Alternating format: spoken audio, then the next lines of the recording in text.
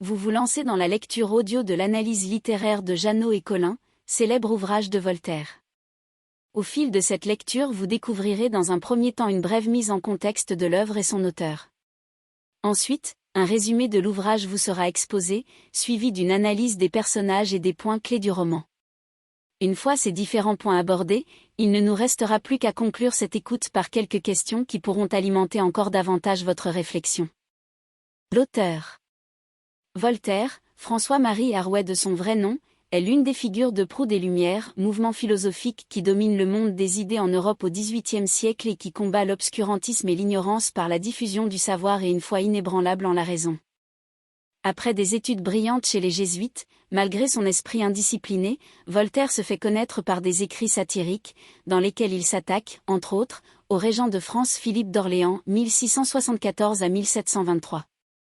Ce qui lui vaut, outre un premier exil à Sully-sur-Loire, Loiret, en 1716, un séjour de 11 mois à la Bastille. À sa sortie, il défend encore et toujours ses positions à travers des procédés littéraires divers, en premier lieu desquels, la satire et l'ironie. La dimension très critique de ses ouvrages l'oblige à rester hors de France pendant de longues années. Il s'exile d'abord en Angleterre, où il découvre le régime de la monarchie parlementaire qui le séduit, par opposition à la monarchie absolue française dont il ne cesse de dénoncer les excès. Il séjourne ensuite en Prusse, aux côtés de Frédéric II, 1712 à 1786, qui représente pour lui le modèle du monarque éclairé. Les deux hommes finissent toutefois par se brouiller. À son retour de Prusse, il s'installe à Genève puis à Ferney, à côté de la frontière suisse. De là, il s'engage dans plusieurs affaires judiciaires et obtient l'acquittement, à défaut, la réhabilitation, d'innocents condamnés injustement à mort. La plus célèbre est l'affaire Calas, 1762 à 1765. À la fin de sa vie, il est de nouveau toléré à Paris où son succès et sa renommée le protègent. Accueilli en héros par le tout Paris, notamment grâce à son rôle dans l'affaire Calas, il est aussi admiré pour son œuvre et sa pensée. Il y meurt en 1778. Contributeur de l'Encyclopédie, œuvre fondatrice de la philosophie des Lumières, et auteur de nombreux contes philosophiques, d'essais historiques et philosophiques, mais aussi poète et dramaturge, Voltaire laisse une œuvre imposante et protéiforme, toujours au service de son combat pour la liberté, la tolérance, la justice et le savoir. L'œuvre Jeannot et Colin est un conte philosophique dans lequel Voltaire se plaît à démontrer que le rejet de la connaissance, la cupidité, l'orgueil, le luxe, la mondanité et le culte du paraître ne sont que vanité et ne peuvent qu'entraîner malheur et solitude. C'est l'occasion pour lui de défendre la connaissance et l'instruction, l'esprit critique, l'amitié et le travail manuel par lequel l'homme œuvre lui-même à sa fortune, sans se prévaloir de titres ni de privilèges.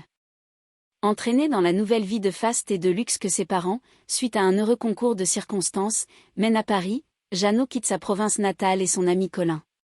Devenu un petit marquis, Jeannot arrête ses études et se dépense, avec ses parents, dans le paraître et la vanité. Mal leur en prend car ils finissent ruinés.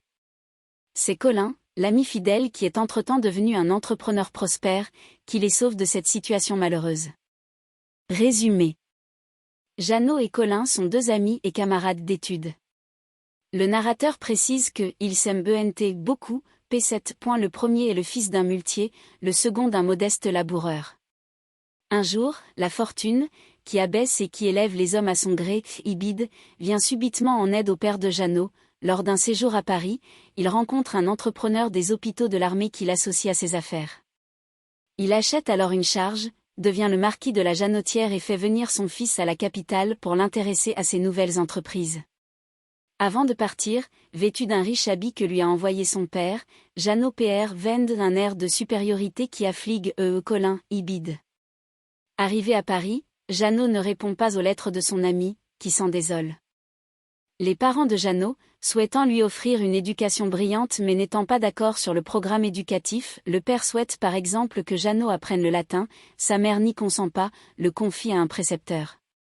Mais ce dernier prétend que l'apprentissage du latin, de la géographie, de l'astronomie, etc. est inutile. Si Jeannot sait les moyens de plaire, il saura tous, affirme-t-il, P9. De plus, il ajoute que les gens de qualité, à savoir ceux qui sont très riches, savent tout sans avoir rien appris, P10. Après une longue discussion, Il est donc convenu que Jeannot apprendra seulement. Nous espérons que vous avez apprécié cet aperçu. Pour continuer à écouter ce livre audio sur Google Play Livres, utilisez le lien dans la description de la vidéo.